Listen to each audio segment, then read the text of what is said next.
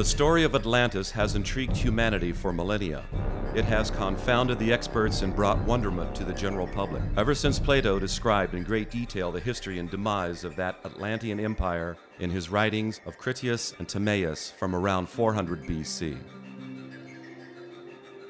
So if the story is real history, why and when did the Atlantean Empire crumble? And why have we heard so few details about this dominant economic and military force of the ancient world?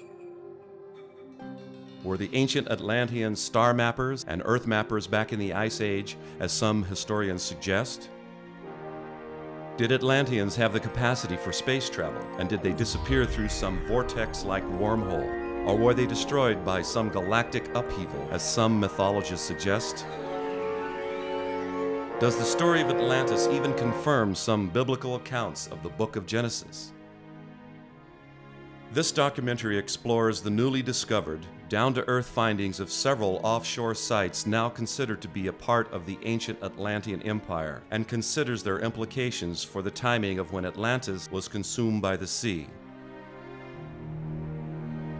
These findings also show that this ancient civilization, founded by the legendary figure Atlas, must have had highly advanced and accurate mapping methods which enabled these Atlanteans to successfully measure and map the Earth, thereby allowing them the ability to navigate to far-flung locations throughout the world, representing an empire of global proportions that was wiped out at the end of the Ice Age.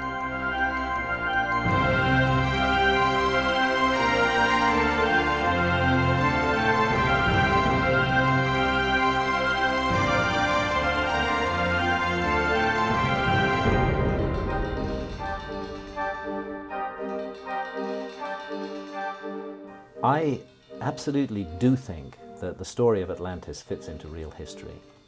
And just to put that in context, if we look at what mainstream scholars regard as the recent history of the Earth, everybody is agreed that there was an event called the last Ice Age, and that the last Ice Age came to an end rather cataclysmically about 12,000 years ago.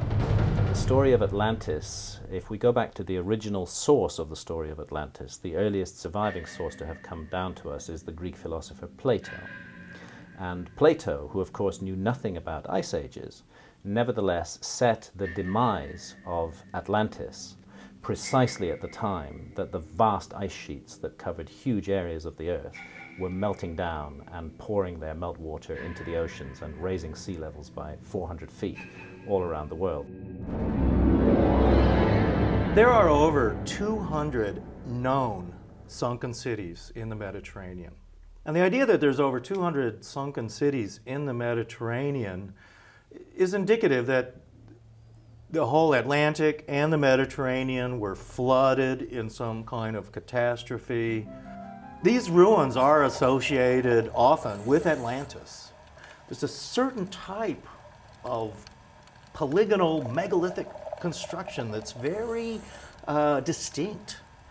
And you see this in these ruins that are still above water, but you see the same kind of construction in these underwater ruins too.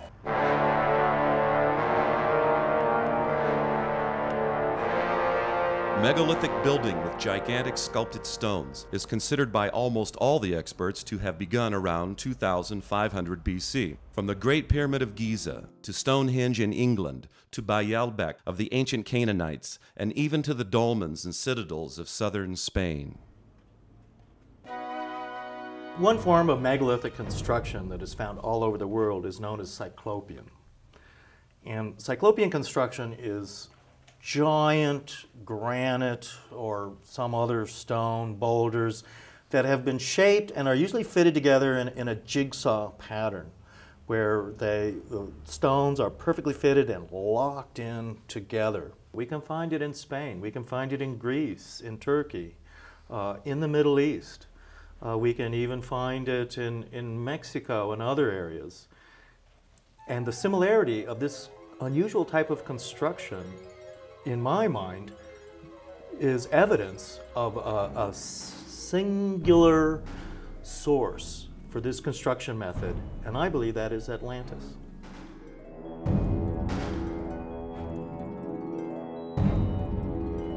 Yes, off the coast of southern Spain are submerged megaliths in like at least 5 sites. Off of Lixus, Morocco, west of Gibraltar, off of Tarifa, which is right near Gibraltar, off of Huelva, Rota, and Chipiona. Submerged megaliths in 50 to 100 feet of water, which are of the megalithic, well-hewn rock forms, walls, citadels, paving stones for streets, the whole bit, discovered at these 4 locations offshore, submerged when the Ice Age ended. The capital city of Atlantis was a canal city with concentric canals and rings leading into an inner city and port area. And Plato describes the city of Atlantis very specifically this way. The city of Carthage, built in Tunisia by the Phoenicians, was in many ways a miniature model of the capital city of Atlantis, with also these concentric circles and canals leading to an inner city. In many ways, Carthage was a rebuilding of the ancient capital of Atlantis. Another thing that a lot of your Atlantean researchers will point to is the cross of Atlantis, as the symbol of Atlantis derived from Plato's description of the central city of Atlantis.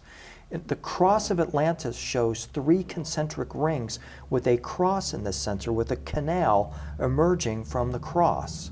And this is, again, thought to be a description of the central city of Atlantis.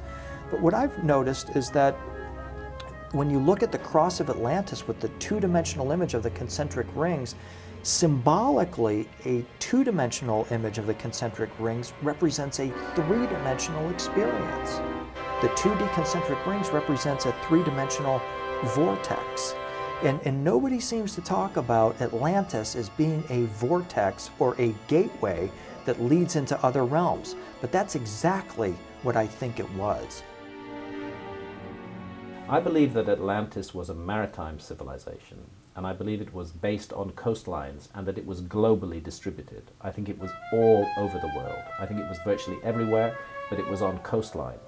And the reason that so little evidence that historians will accept have come down to us is because those coastlines were all submerged and are now under 100 feet of water since the end of the last ice age, and nobody has looked there. So I think actually the influence of a great lost civilization is to be found all around the world, and I think one of the places in which it was very active was in the Mediterranean and in the eastern side of what we now call the Atlantic Ocean.